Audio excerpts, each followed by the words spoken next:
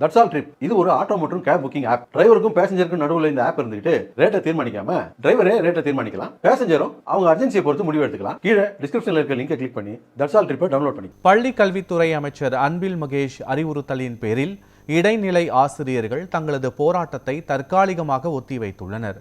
பல்வேறு கோரிக்கைகளை வலியுறுத்தி இடைநிலை ஆசிரியர்கள் தொடர் போராட்டத்தில் ஈடுபட்டு வருகின்றனர்.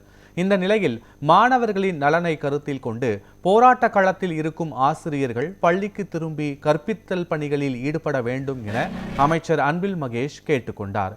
விரைவில் மூவர் குழு அறிக்கை வெளியிடப்படும் என்றும் இடைநிலை ஆசிரியர்களது ஊதிய பிரச்சினை சார்ந்த முடிவு எடுக்கப்படும் என்றும் தெரிவித்து இருந்தார்.